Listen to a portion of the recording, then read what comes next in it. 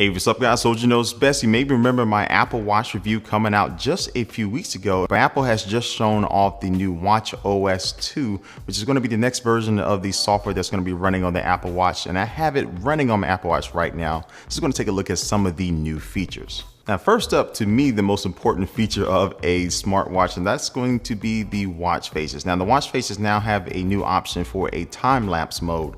So Apple has a few cities from across the world already preloaded, and when you lift your wrist up, you'll go ahead and see the time lapse, and it goes pretty fast, but I think it's a really cool feature to have, just to really make your watch face really come alive.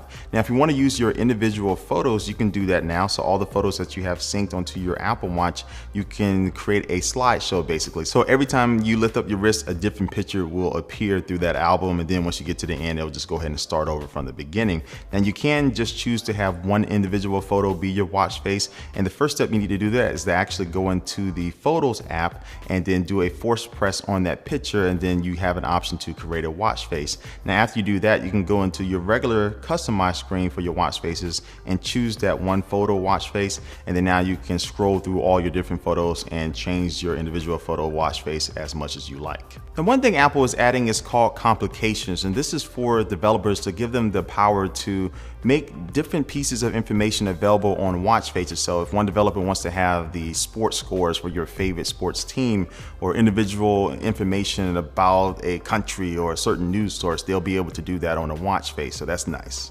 Now, Apple also is aimed to be the very first company in the world to patent time travel. So now you'll be able to go into the future, but I'm just talking about your watch face. But now you'll be able to use the digital crown on a watch face that has your calendar updates on it, and you'll be able to scroll through the future and go back again and see your upcoming things that you may have in your calendar, so you can always keep up to date. Instead of going into the calendar app and doing all that, you can do that right from the watch face, which is a time saver. Now moving over to digital touch, you now have one new option when you're touching your friends. You can now have multiple colors in the same type of digital touch. So if you're drawing on the screen, you can tap the color options and then continue to draw and send that out to your friend.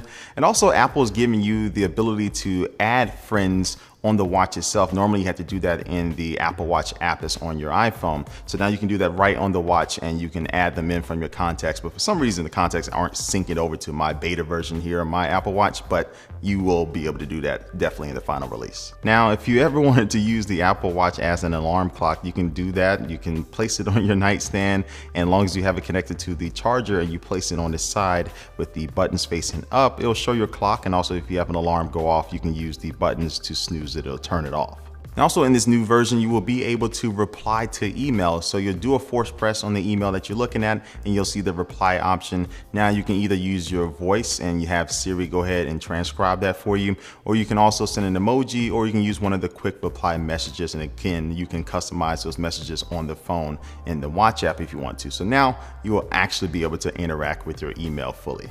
Now, just like in the upcoming iOS 9, which I'll have a video showing that off soon, you will now be able to see transit information in Apple Maps. So if you do a force press while in Maps, you'll get the option to see the transit information. So this definitely is helpful if you live in a city where train travel is definitely one of the best methods to use. You'll be able to see how long it's going to take you to get from point A to point B and other information like that. Now, a couple other small details is that you'll be able to watch video on your Apple Watch. Now, definitely not going to be ideal to watch a full-length movie, but watching short clips like Vine videos or Instagram videos may be something good to have on the Apple Watch. And also developers are getting more access to the features and the hardware components of the Apple Watch, including the microphone, the speaker, the ability to send audio to Bluetooth headphones, and things like that. So expect better third-party apps to come out that are better integrated with the watch.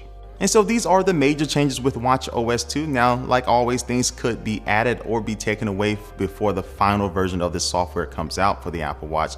But for right now, this is a sneak peek. Definitely let me know what you think about this video and all these new features, and whether or not this is enough to make you actually want to buy the Apple Watch. But until next time, thanks for watching this video. Share if you do like it, and I will catch you later. Peace. Now, why am I actually doing the peace sign when you can't even see me? I'm just too used to that.